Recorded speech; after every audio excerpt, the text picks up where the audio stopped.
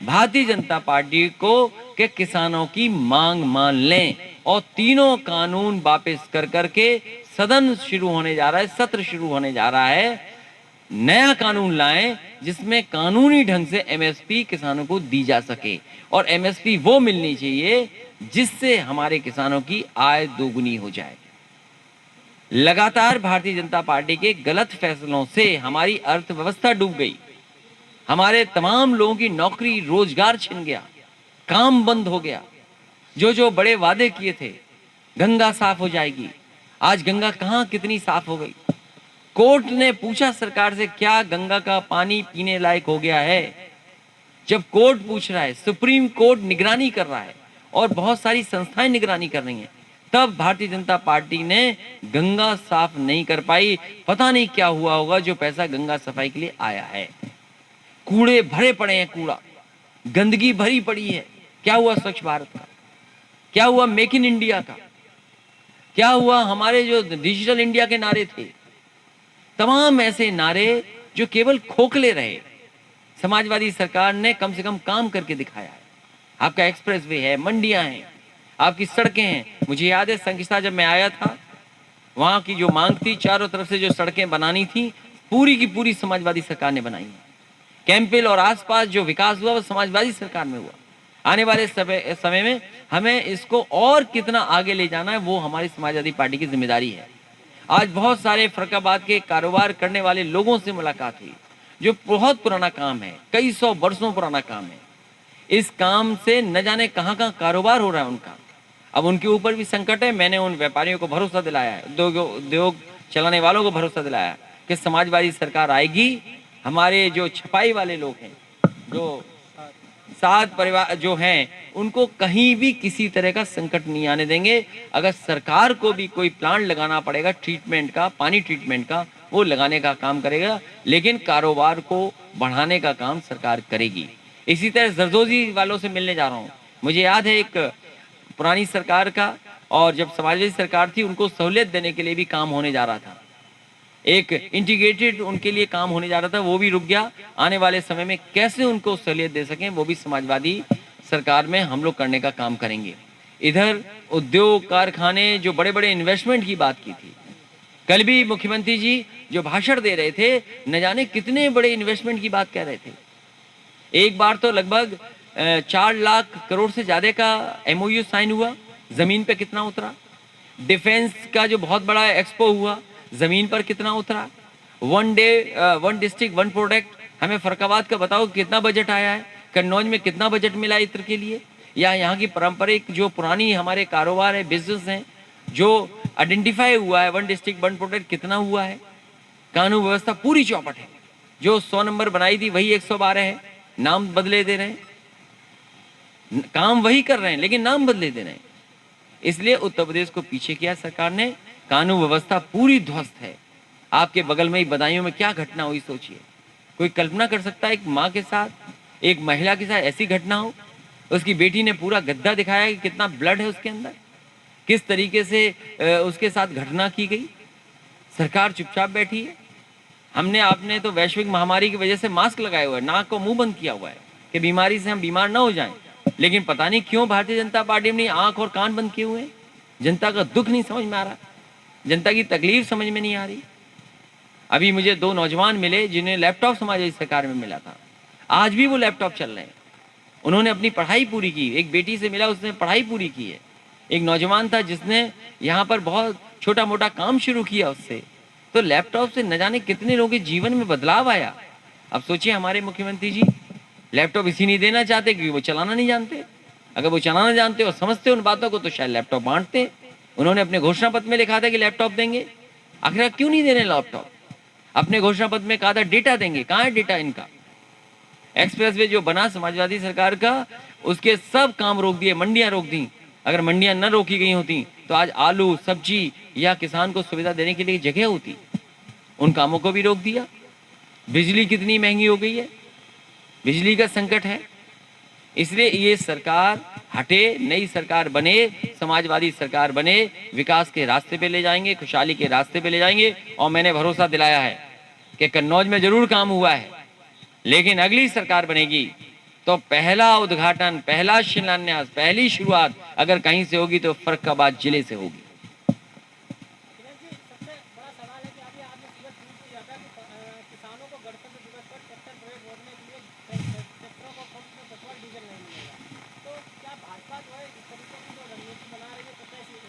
Bharatiya Janata party हमेशा जनता को डराती थी और हमेशा ये जनता के मन में भय रखती है कि हमें पाकिस्तान से खतरा है। स्वाभाविक है, क्योंकि आज भी हमारा एक जवान शहीद हुआ है, एक अधिकारी शहीद हुआ है। पाकिस्तान से तो लड़ाई है ही है, या सीमा पर कई बार ऐसी घटनाएं होती हैं जिसका मुकाबला करना ही पड़ता है फौज को। वो संकट तो है ही है। इधर चीन वाला भी सवाल उठ रहा है कि जमीन कितनी चली गई, जो आपस में चीन की वार्ता हो रही वो जाने कहाँ पहुंची है, कोई अभी साफ बात नहीं हुई। हमारे किसान तो हिंदुस्तान और भारत की अर्थव्यवस्था की मदद करते हैं। हमारे किसान जायज मांग कर रहे हैं, हमारे किसान अपना हक मांग रहे हैं। ये किसान वही मांग रहे हैं जो भारतीय जनता पार्टी कहती थी कि एमएसपी हम देंगे, हम आय दोगुनी करेंगे। आज किसान जब अपनी आय दोगुनी की बात कर रहे हैं तो वो नाकाबंदी कर रहे हैं। ये नाकाबंदी जरूर आज दिखाई दे रही है कि डीजल नहीं मिलेगा, ट्रैक्टर ट्रॉली के साथ नहीं चल सकता है। समय आएगा जब भारतीय जनता पार्टी की नाकाबंदी यही किसान, यही गरीब कर देंगे आने वाले समय में।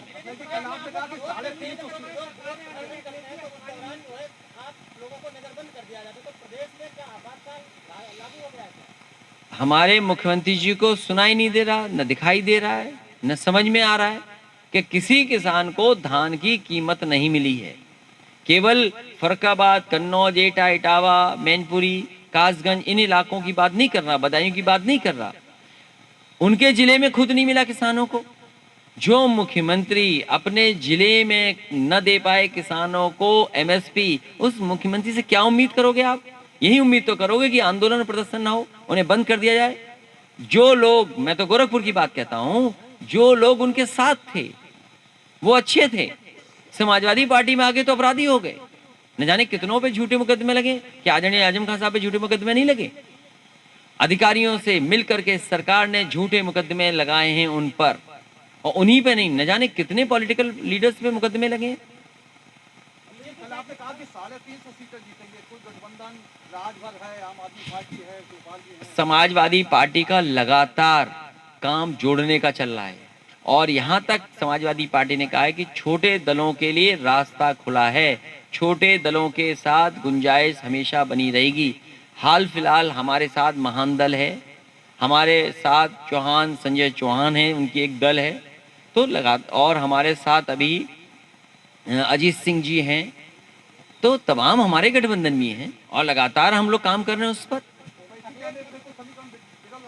तो ये उत्तर प्रदेश है, लगातार दल आएंगे और भारतीय जनता पार्टी लगातार साजिश करेगी। हम जनता के सामने कहना चाहते हैं, हम जनता से अपील करते हैं कि विकास और खुशहाली वाली सरकार को मौका दें।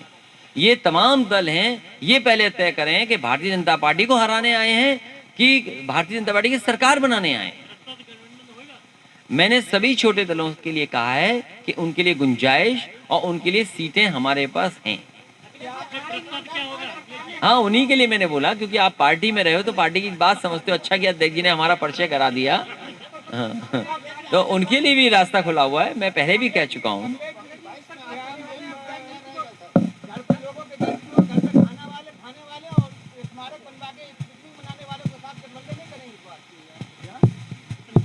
हाँ, सही कह रहे हैं, सही कह रहे हैं, अरे सही कह रहे हैं, समझ गया, बैठ जाओ बैठ जाओ। देखिए, मैंने ये कहा कि बड़ी पार्टियों से गठबंधन नहीं करेंगे, जो छोटे दल हैं उनको साथ लेकर के समाजवादी पार्टी आने वाले समय में चलेगी। मैंने कह दिया उनसे, मैंने कहा उनके लिए भी एक दल है, गठबंधन है।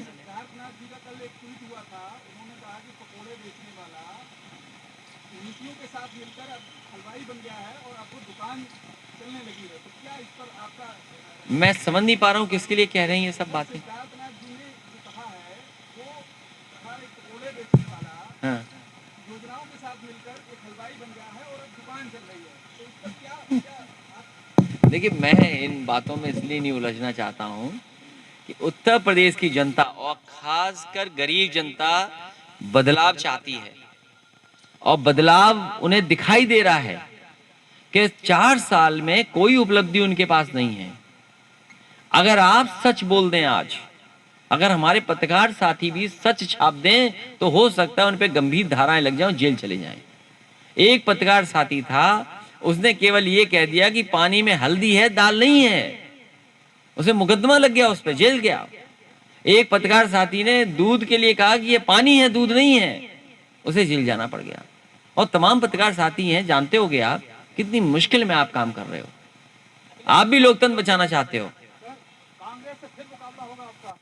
देखिए, कौन सा दल कहां होगा ये हमें नहीं पता।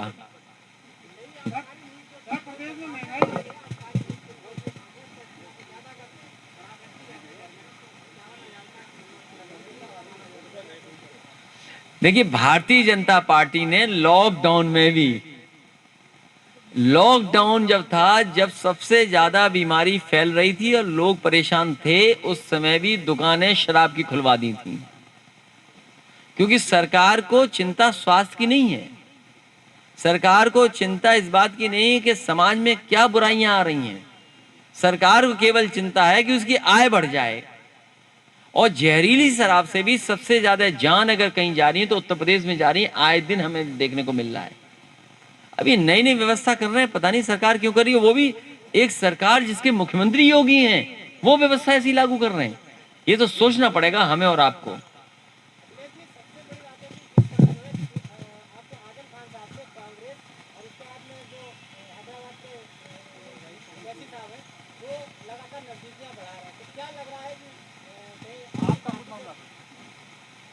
आने वाले समय में समाजवादियों की सरकार बनने जा रही है और समाजवादी पार्टी लगातार जिसके साथ भी अन्याय होगा उसके साथ खड़ी दिखाई देगी।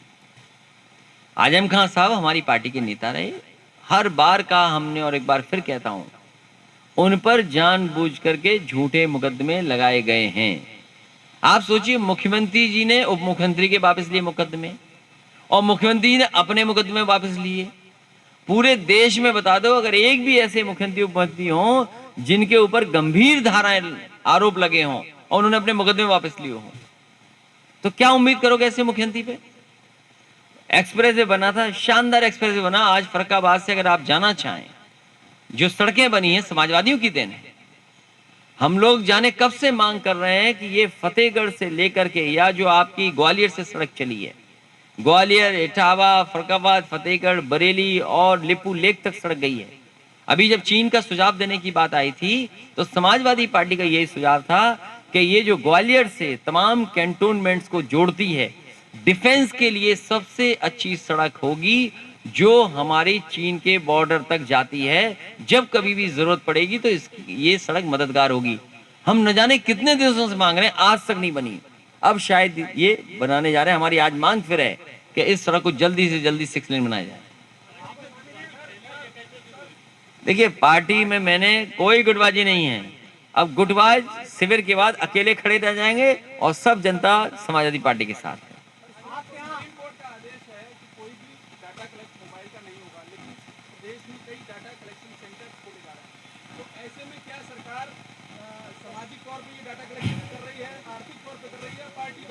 देखिए, ये बहुत ही सीरियस इशू है।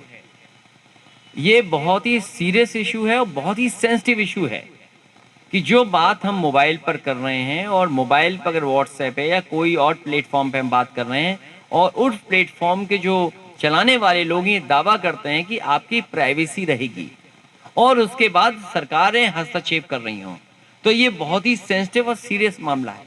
अभी जो सुनाई दिया है कि एक चैनल के बड़े पत्रकार, उनका जो बाकी चैट्स थी वो बाहर आ गई। तो भारतीय जनता पार्टी को बताना चाहिए कि ऐसे पत्रकारों को जानकारी आखिरकार कहां से मिली है। ये नेशनल सिक्योरिटी का सवाल है, हमारी डिफेंस की सिक्योरिटी का सवाल है, हमारी एयरफोर्स की सिक्योरिटी का सवाल है कि वो जानकारी एक सीनियर जर्नलिस्ट के पास कैसे है। और अगर ये जो हमारे मोबाइल में है, जो हम अपनी पर्सनल बातें कर रहे हैं या जो हम अपना बहुत सी चीजें शेयर कर रहे हैं, वो अगर सरकार निगरानी रख रही है, कलेक्ट कर करके वो किस रूप में इस्तेमाल करने जा रही है, तो इससे तो बचना पड़ेगा। अभी तांडव जो फिल्म आया था, प्लेटफॉर्म पर चल रहा था, बीजेपी बहुत घबरा गई बीजेपी को लगा कि उन्हीं की सच्चाई दिखाई जा रही है, लगता है कि उसमें एक डेटा बताए कैसे मैनिपुलेशन होता है उसमें। सोशल मीडिया पे क्या मैनिपुलेशन होता है अभी आपको देखने को मिला। तो सोशल मीडिया में मैनिपुलेशन के तो मास्टर है भारतीय जनता पार्टी के लोग। ये तो हमारी आपकी जानकारी कर करके हमें आपको ही घुमाएंगे गोल गोल। इसलिए बहुत सीरियस और सेंसिटिव इशू है।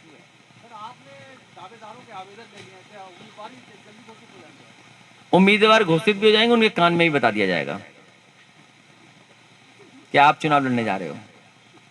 इसलिए सभी से राय बनाएंगे, सबको समझाएंगे, क्योंकि लड़ाई बड़ी है तो हमें समझाना भी जरूरी है, उन्हें बताना भी जरूरी है, क्योंकि सरकार बनेगी तो हम उत्तर प्रदेश को और आगे लेकर के जाएंगे खुशहाली के रास्ते पर।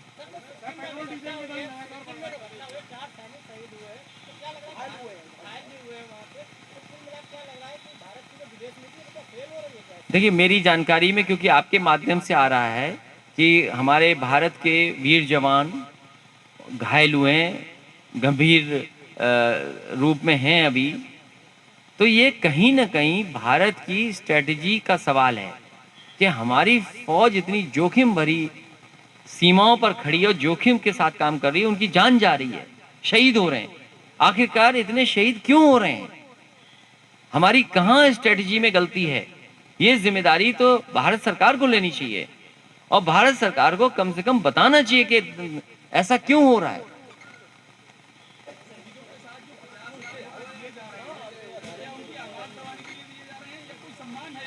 नहीं, ये शहीदों के लिए सम्मान होता है, उनके परिवार का है। हम तो चाहते हैं और पैसा बढ़ाया जाए, उनको सम्मान किया जाए।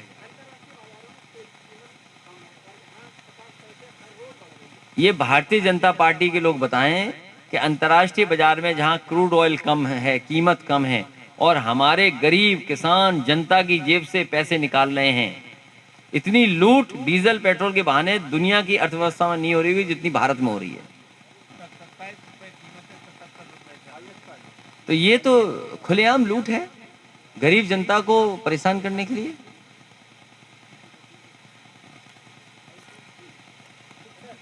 चलिए, बहुत धन्यवाद फरुखाबाद की प्रेस का भी और सभी साथियों का जो है आए इतनी सर्दी में। मैं आपका धन्यवाद देता हूं और मैं अपने अध्यक्ष जी को भी बधाई देता हूं कि बहुत इन्हें मुकाबला करना पड़ा सरकार और प्रशासन का, लगातार अन्याय झेलना पड़ा, क्योंकि कई कहावतें ऐसी होती हैं जो अलग तरीके से देखी जाती हैं, लेकिन कहावतें हजारों साल से बनती हैं, हजारों साल में बन पाती हैं।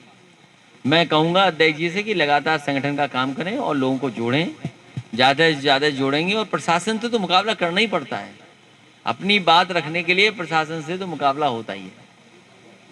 बहुत बहुत धन्यवाद। क्या ये जो समाजवादी पार्टी में शामिल हुए शिव प्रताप सिंह चीनू, पूर्व प्रदेश प्रभारी क्षेत्रीय महाछत्तीस बसपा के, उन्हें मैं बधाई देता हूँ। बसपा बहुत लोग लगातार पार्टी में शामिल हो रहे हैं। आइए जल्दी आइए। अच्छा, क्या नाम है? जल्दी आओ।